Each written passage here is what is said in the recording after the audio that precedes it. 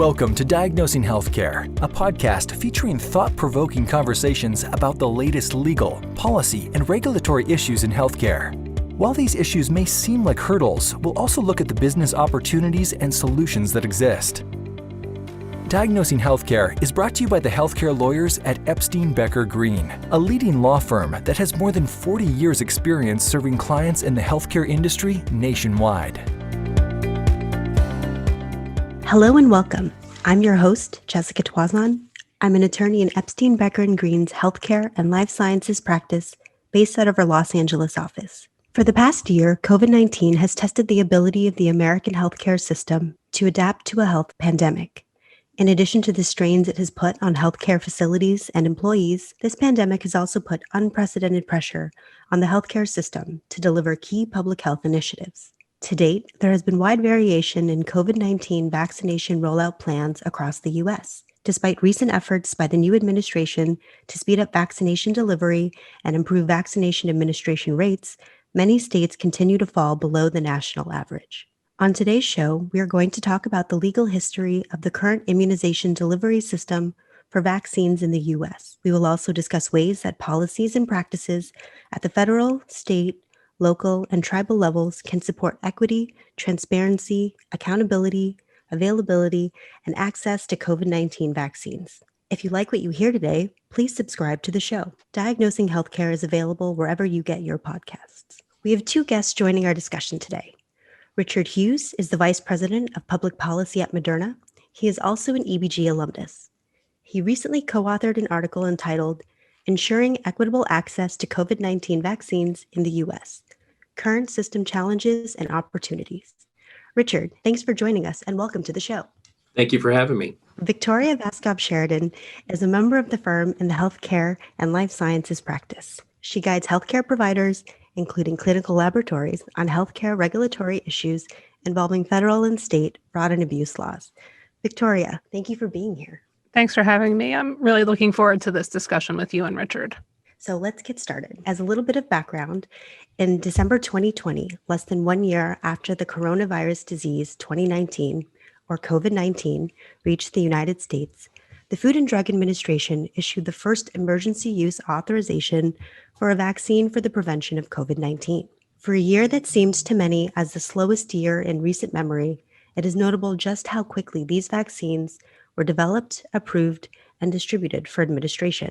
The distribution and administration of vaccines on a national level is tremendously complex and requires the coordination of many players, from manufacturers and distributors in the supply chain to healthcare facilities that provide space and resources for administration, down to public health centers that track the doses. Determining who receives access to the vaccine, when that access is made available, and the logistics of how to do so in a manner that is as safe as possible for those involved is not a simple feat. Richard and Victoria, what do you see as the biggest legal or ethical challenge to rolling out the vaccine, and how can we address it?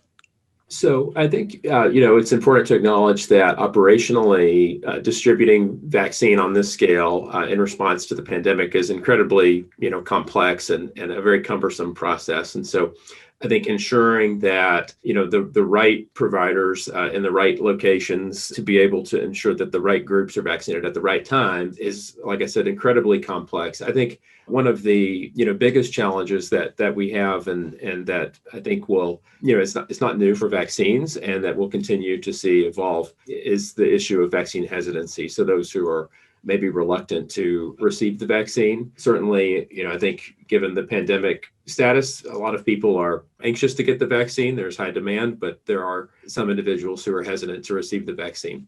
I think that speed and scale are probably the two biggest challenges that impact both the legal aspects of vaccine administration and the ethical aspects.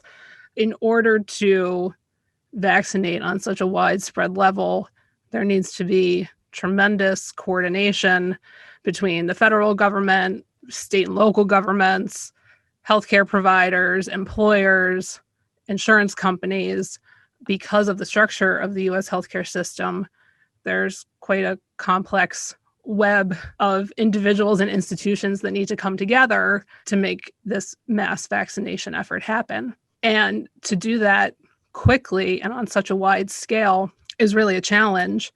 And from the legal perspective, I think you have the federal government who can set the policy, they can spur manufacturing and distribution, but they're not in the best position to actually get the shot into a patient's arm. So they have to rely on those downstream providers, more localized governmental entities to actually get patients vaccinated. And when you want to do that on a very speedy and efficient time frame, you need to rely on institutions who have resources and capabilities to make that happen quickly. Those larger institutions or providers aren't always accessible to patient populations who also need the vaccine and might be particularly vulnerable and higher on the priority list.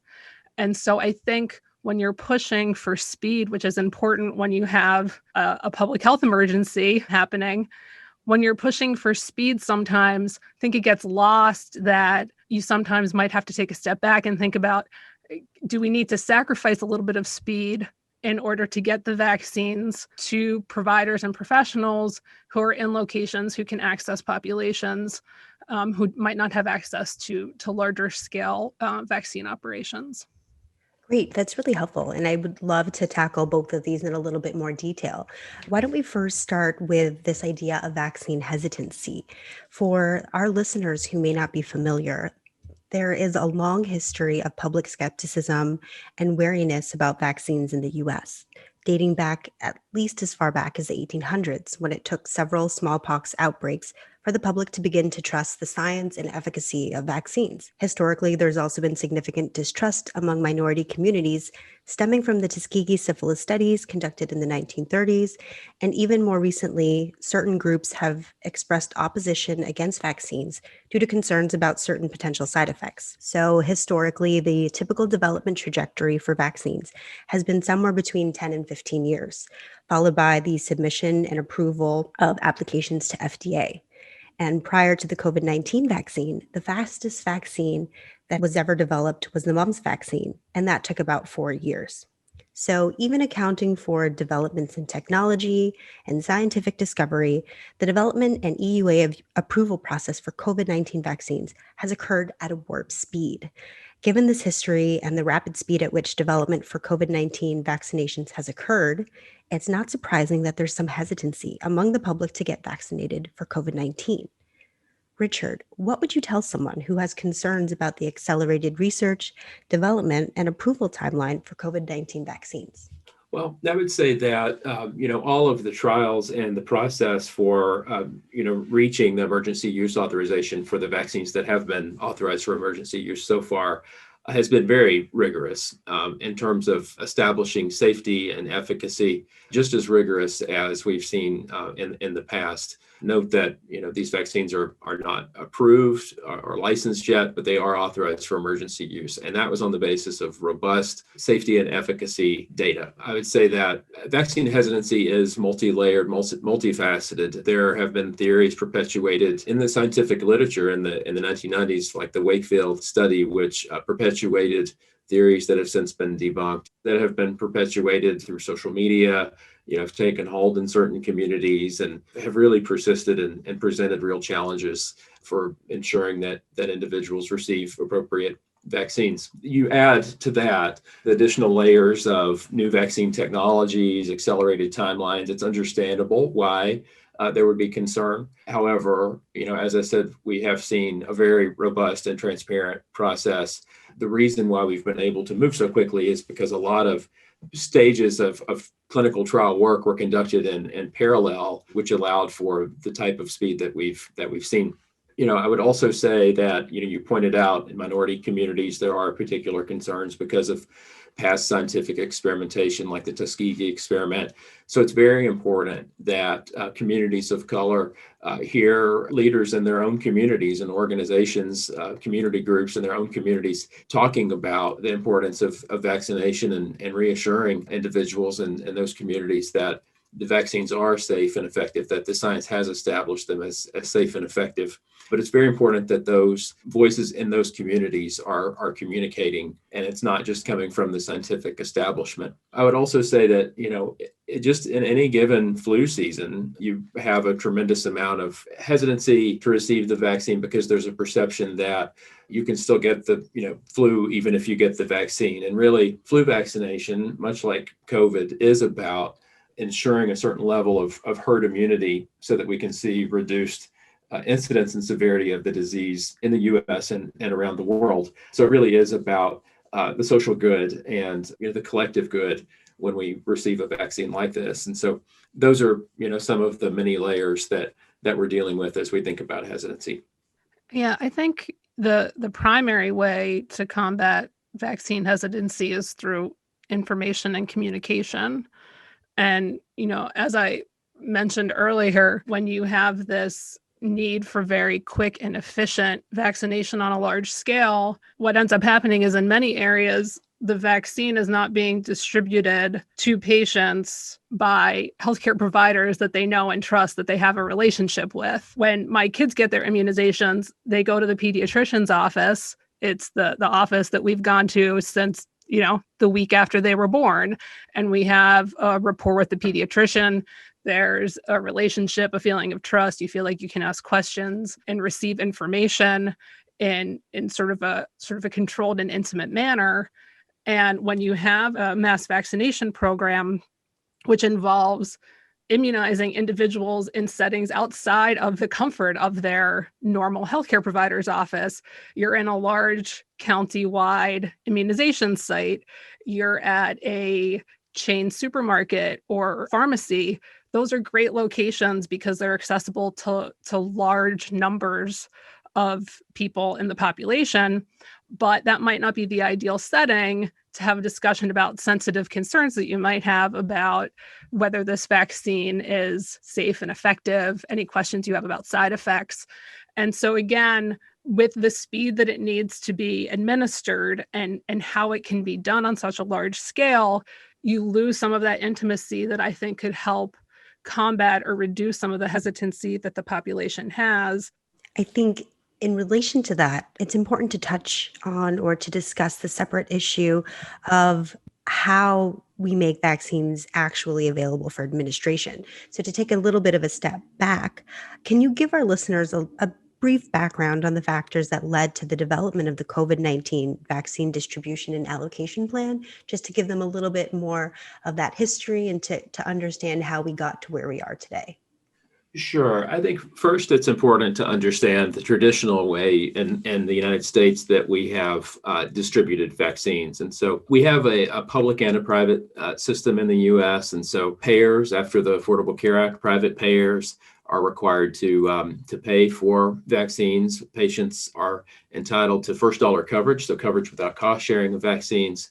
But we also have a robust public system. CDC really does provide the backbone for vaccine distribution in this country. And a lot of that was built around the Vaccines for Children program established in the 1990s. But the program also distributes adult vaccines to safety net populations. And so the CDC essentially procures a certain amount of vaccine every year for these populations and distributes it through McKesson, which is a distributor, out to the states.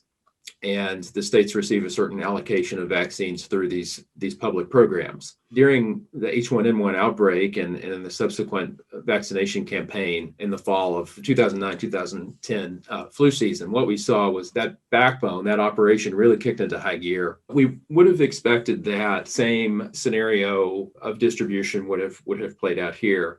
The CDC in April of last year, as they realized that there would be a vaccination campaign, announced that they would essentially approach it in the same way. The prior administration decided to stand up Operation Warp Speed, which was really intended to speed up the development and approval and distribution and planning for that distribution of vaccines. And so we did see an increased role by some non-traditional players like NIH and the DoD.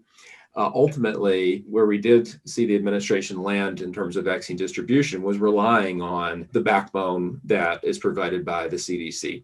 And so the CDC, after the National Academy of Medicine weighed in on a framework for prioritization, the CDC's Advisory Committee on Immunization Practices has developed a framework for prioritization and vaccine allocation.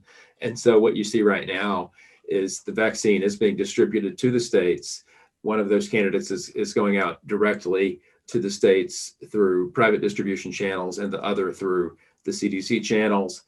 And you essentially see states working their way through the framework that was laid out for prioritization and allocation. So we're working our way through those priority populations as we speak. Victoria, do you have any thoughts on how the government's allocation plan has enabled access for those groups who are most in need of the vaccine and or maybe the hardest to reach?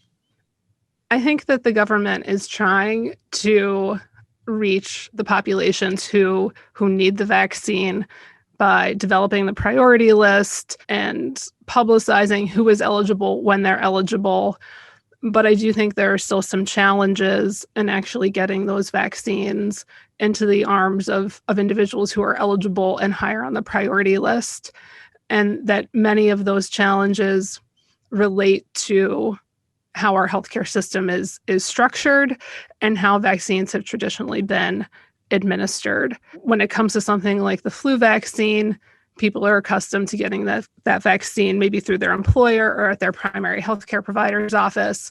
The nature of this pandemic and the manner in which mass vaccination has been organized have sort of taken the vaccination program out of those traditional methods of administration. And so I think that's something that's continuing to be worked through to make sure that vulnerable populations and individuals who need the vaccine are getting the vaccine. I would just add a little bit to that. I think you are seeing, as Victoria is describing, you are seeing the intersection between public health and healthcare, right? And, traditionally, we would see vaccination occurring, in the physician office or in a public health clinic, or after the H1N1 outbreak, we saw an increased emphasis on pharmacies as points of vaccination, as Victoria was describing earlier. For this pandemic response, for this vaccine distribution effort, as I described, we've seen a reliance on the CDC backbone, but we've also seen a reliance on the hospitals and hospital systems to administer the initial bolus of vaccines. And that, was largely intended to reach the healthcare workers that were at the front of the line. But it is different than the way we typically see vaccine distribution or administration occur. And so what we have seen now, that the new administration is expanding the effort through pharmacies and federally qualified health centers to just expand the pool of providers that can administer vaccines. And if you look at some of the rural states like West Virginia and Alaska, because they have relied on networks of rural pharmacies, in addition to what was called for in the federal plan with the focus on hospital systems, they've been able to reach much more of their state's population through this mix of provider types. At this point, we've talked about factors impacting an individual's decision to get vaccinated and the government's plans for making the vaccine available. But one topic we haven't discussed is the degree to which the government or the private sector can require individuals to obtain vaccines in order to, for example, either return to work or participate in a large-scale social event like a concert or a sporting event. For a little bit of history, back in 1905, the Supreme Court held in its opinion in Jacobson versus Massachusetts that a mandatory vaccination law does not violate the Constitution, citing public health as within the purview of states' police powers and protection against an epidemic of a disease, a paramount necessity and principle of self-defense. While there is evidence that vaccination requirements are legal, there's been an ongoing discussion about the risks associated with implementing and enforcing them. What do you think are the most significant risks associated with vaccine requirements or mandates and their enforcement? I would say that in the 20th century, after Jacobson, as you described, Jessica, Jacobson upheld the ability of the states to impose vaccine requirements. The Supreme Court later upheld the state's ability to tie those requirements to school entry. And so we saw states move to, eventually all states, require vaccines for school entry in the 20th century. And we saw a tremendous amount of reduction in vaccine preventable disease as a result of of those policies. We've never really revisited the question of states requiring the general population to be vaccinated since Jacobson, but we have seen states impose some requirements for adults, so healthcare workers or individuals attending higher education. But I think you see a lot of new questions arising about should states and should employers, the private employers, impose requirements on individuals, adults, to be vaccinated. And so it really does raise some novel and interesting questions. I think what's interesting is there is this long history of case law that should give comfort to both state and local governments, public institutions, and private institutions that if there is a public health need that would be met by imposing some sort of a vaccine mandate or a vaccine requirement, that they should have comfort that there's legal support for them to do that. But I don't think that that alone is going to open up vaccine mandates and vaccine requirements across every aspect of society. And I think there's two reasons why both public institutions and private institutions are probably going to tread very lightly here. And it's because they're walking a very tight line. On one hand, they will likely have a desire to impose some sort of a policy, a requirement, maybe a mandate about vaccination to protect themselves, to protect their own workers, their own employees, their own business. They might have, specific personal business concerns with why they would want everybody who's involved in that business to be vaccinated. On the other hand, anytime you require an individual to do something or have something done to their body, you invite scrutiny with just respect to individual rights and liberties. And even if there's a legal basis for you to do that, that doesn't mean that you're free from challenge, free from lawsuit. We've seen that even in the school context. There have been, measles outbreaks where there's a very real, immediate public health concern for excluding unvaccinated children from schools. And even though the courts have consistently upheld the rights of the school district or the local government to impose those restrictions, they will still be challenged. And any lawsuit invites additional public scrutiny and time and cost. And so there is this ongoing tension, I think, between what's the right balance between imposing reasonable restrictions that benefit my or my business's interests while not opening myself or my business up to additional legal challenge that might bring on unwanted attention and also cost me time to defend in litigation. Yeah, I agree that, despite any legal authority that states might have, I think, there's always the question about the political will of a state's citizens to be subject to those requirements. And we've seen that play out in debates over exemptions to school entry requirements over the years. So I don't think it's necessarily a slam dunk for a state to be able to impose a vaccine requirement today, beyond school populations or other maybe, particularly at-risk populations, where there's a really strong nexus between public health risk and the requirement. It's important to pay attention to how the Supreme Court is viewing state restrictions on gatherings, as well as we think about this question around vaccine mandates with a new reading of the Jacobson decision and how the court will evaluate state laws on gatherings. I think that could have some bearing on the way vaccine requirements are viewed as well. Because there is such a fine line that many employers or businesses will likely need to walk if they're considering implementing some sort of a vaccine mandate or a vaccine policy or requirement. It really is prudent to talk to legal counsel who has expertise in that particular area to make sure you're aware of all the potential risks and potential ways to reduce those risks in implementing a policy that works for you and addresses the concern, but also doesn't potentially unnecessarily cross the line and invite additional scrutiny or legal challenge. I would also say when it comes to vaccine mandates or vaccine requirements in the public setting, I also think there's a potential ethical consideration that might be overlooked, which is that because it might be a while until the entire population can be vaccinated, and because certain vulnerable populations might be receiving vaccinations on the later end of that time frame, when a private institution or business decides to impose vaccine requirements, that could unintentionally result in restricting a large segment of the population from participating in whatever that activity or business is.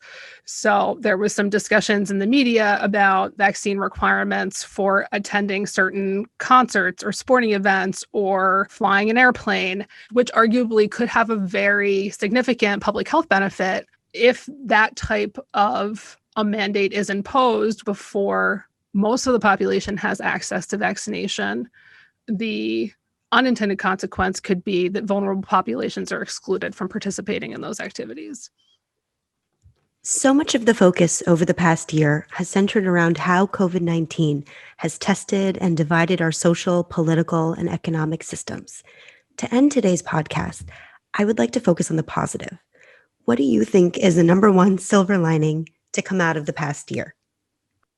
I think what we have seen with the rapid development of vaccines is really exciting, and the ability to do this so quickly while also ensuring that the vaccines are safe and effective and that our regulatory processes actually work along the way is very promising to me. The public-private partnerships that we've seen between the federal government and vaccine innovators is really, really exciting. And I think that what we saw with H1N1 was forward momentum around the role of the pharmacist as a healthcare provider, and I think we will similarly see developments like that out of this pandemic. So we're going to learn a lot about the gaps in our healthcare system. We're going to learn a lot about the gaps in our public health system, and we've seen rapid advancements in telehealth. I think above all, I think we will see a profound appreciation for public health coming out of this response. We've seen, I think, an unparalleled level of public attention to a disease outbreak and the promise of vaccines. And I'm really hopeful about what that yields in the future.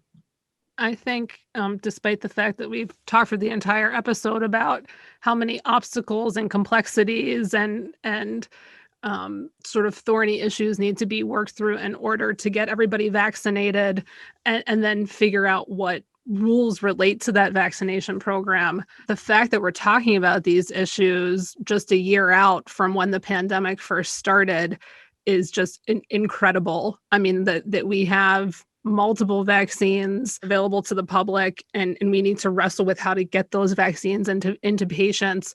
That's a good problem to have. And it's really a testament to the innovation that the healthcare system has and the dedication of a lot of individuals to get those vaccines developed into market.